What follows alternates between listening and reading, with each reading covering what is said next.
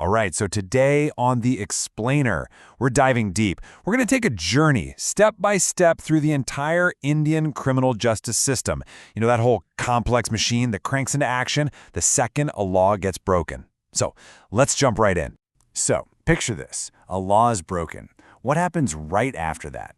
It seems like a simple question, right? But it kicks off this massive, complicated chain of events. It's a whole journey that pulls in police, lawyers, courts, you name it.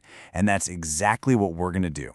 Follow that path from the very first report all the way to the final verdict and really unpack what goes down at each and every stage. Okay, so what is the criminal justice system, or CJS really? At its heart, it's the rule book, the whole structure that a society puts in place to keep things from falling into chaos. And you got to think bigger than just punishment. It's the entire process, from investigating a crime to protecting people's rights and making sure that when stuff goes wrong, there's a clear, fair path to get things right. So, this whole system, it's basically built on three giant pillars of law. A really easy way to think about it is the what, the how, and the proof. First, you've got the Bharatiya Nyaya Sanhita, or BNS. That's the what. It literally defines what counts as a crime and what the punishments are.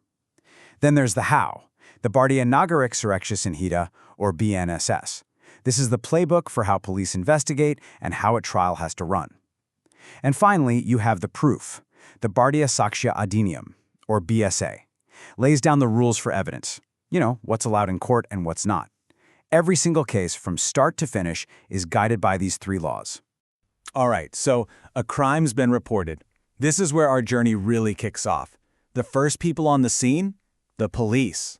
They're the first responders, and honestly, their investigation is where the whole case starts to get built. Now, a police investigation isn't just random. It's a really methodical process of building a case from scratch. It all starts at the scene of the incident itself, just trying to figure out the basic facts. From there, they move on to identifying and, if they can, apprehending a suspect. Then comes the crucial part, collecting evidence and recording what everyone saw or heard. This whole phase is about laying a solid foundation. And only when they feel they have a strong enough case do they file what's called a charge sheet. That's the official document that says, okay, this is ready for the courts.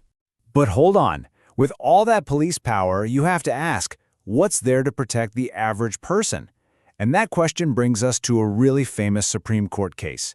The D.K. Basu guidelines that came out of it are a huge deal. They're like a critical safety net, making sure that even when someone is being arrested, their basic human dignity and rights are protected.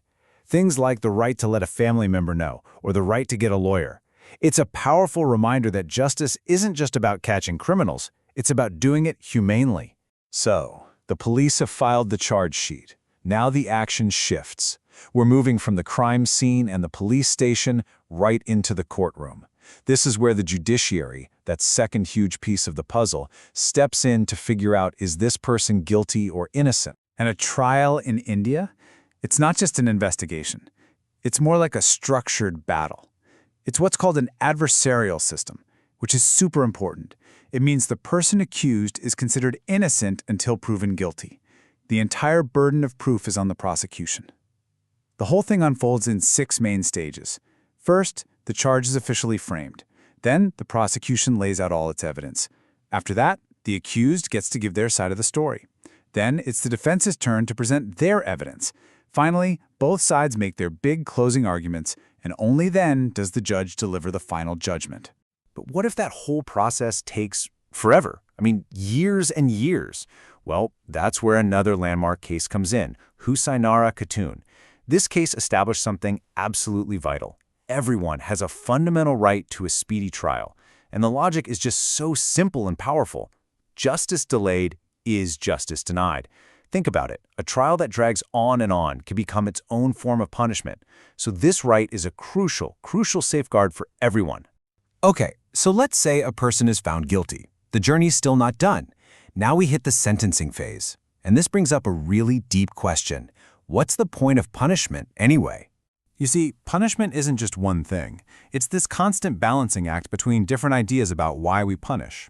On one hand, you have the retributive theory. That's the classic eye for an eye. It's all about vengeance, looking back at the crime itself. Then you have the deterrent theory. This one's focused on society, on scaring people straight to prevent future crimes. And finally, there's the reformative idea, which looks at the offender's future. The goal here is rehabilitation, helping them rejoin society. And pretty much any sentence you see is going to be a mix of these three philosophies. And to try and strike that balance, the law, the Bharatiya Nyaya Sanhita, gives courts a whole menu of options. You've got the most severe, like the death sentence and life imprisonment.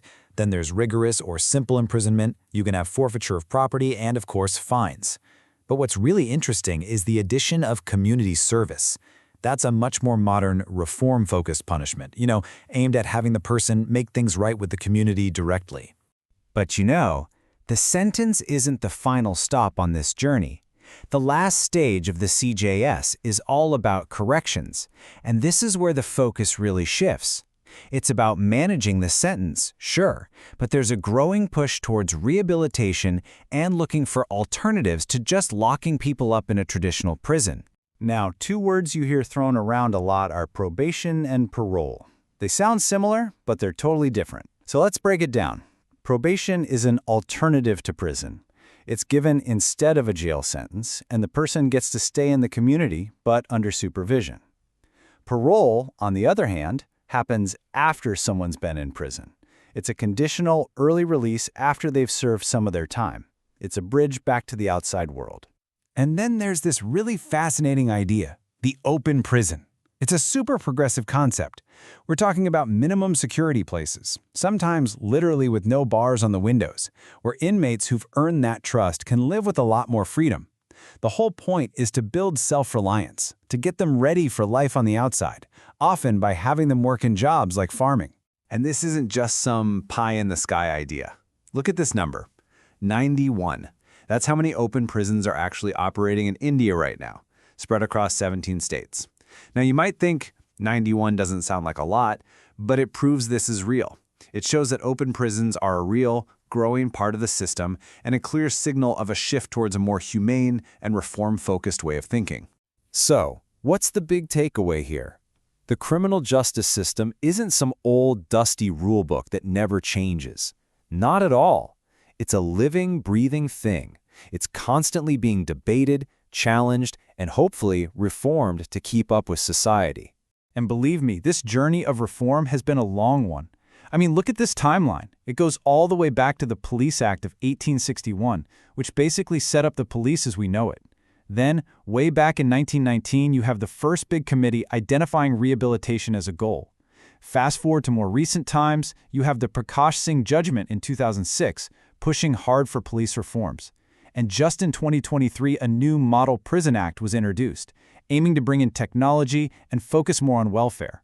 It just goes to show you, the system is always, even if slowly, moving forward. And all of this brings us to one final big question. A question that really gets to the core of everything we've talked about. As India's system keeps changing, this is the fundamental tension it has to deal with. Is the ultimate goal of justice to punish the past or to reform the future? The way we answer that is going to define what justice looks like for years and years to come.